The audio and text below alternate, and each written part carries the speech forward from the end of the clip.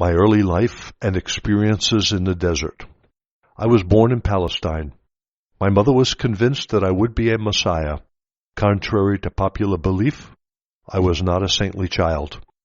When taken to the temple, aged 12 years old, to be interviewed by the chief priest to determine whether I would be fit to enter Jewish religious training, I was rejected as being too opinionated. Bitterly disappointed, my mother took me home again and did her best to raise me in the sanctity which marked her demeanor at all time. This was an impossible task, for I was, above all things, an individualist and unruly in behavior. I resented my mother's guidance and her attempted discipline. As a youth, I became unmanageable, a true rebel. I rejected my mother's staunch adherence to the Jewish faith and tradition, preferring laughter to sanctimonious attitudes. I refused to learn a trade which would have bound me down to routine. I chose to mix with all and sundry of the poorer classes, drank with them, knew prostitutes, and enjoyed talking, arguing, laughing, and being bona idle. When I needed money, I went into the vineyards for a day or two or took other jobs, paying me enough to eat and drink and give me the leisure I craved.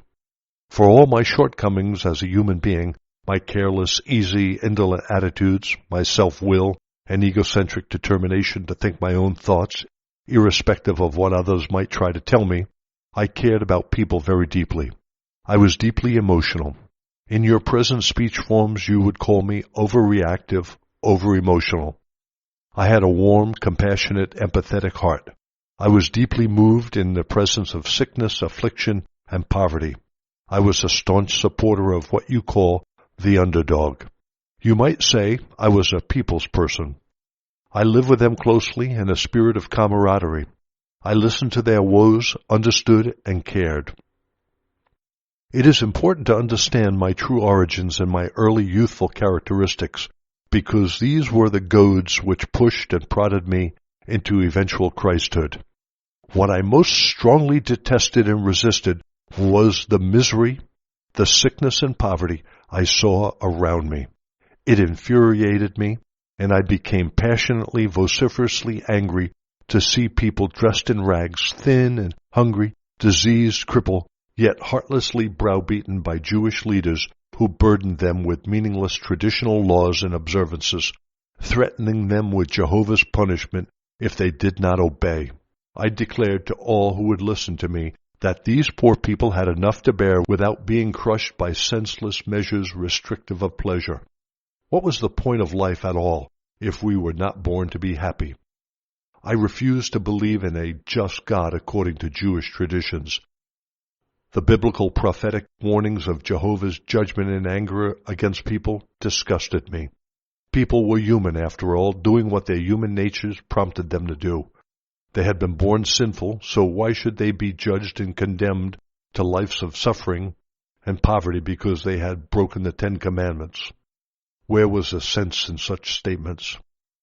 To me, this Jewish belief depicted an illogical, cruel God, and I wanted nothing to do with him. It seemed to me that if such a deity existed, it followed that mankind was doomed to eternal misery. The simplicity and freedom I found on the hillsides, the plains, the lakes, and the mountains refreshed my inmost spirit and quieted my angry murmuring against the Jewish God. Consequently, I refused to believe a word that the Jewish elders tried to teach me. However, during my middle 20s, a new line of questioning took possession of my thoughts. As I walked ever more frequently alone in the hills, my rebellion was gradually replaced by an all-consuming longing to know and understand the true nature of that which must surely inspire and respire through creation.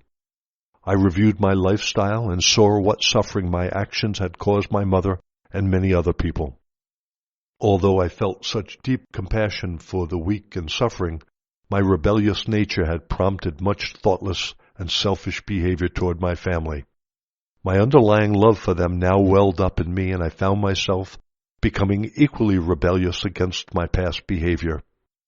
I heard talk about John the Baptist and the work he was doing amongst the Jews who had come to listen to his words, even from Jerusalem. I decided to visit him to be baptized myself. On my way to the River Jordan, I felt exhilarated at the prospect of being baptized and starting a new life. I knew that despite my unruly emotionalism, I had also been born with a keen intelligence and a gift for insightful, impressive debate, which I had used willfully and negatively, leading people into unruly arguments. I had thrown my talents away by pursuing a life of self-will, idleness, and pleasure. As a result, I had forfeited all respect from others. Neither did I possess any self-respect. For the first time, I found this to be intolerable. It occurred to me that in the future I could and must put my natural gifts to better use. Instead of just making a noise, perhaps I could find a way to lighten the burdens of those whom I so deeply pitied. Up to that time, I had been of little practical use to anyone.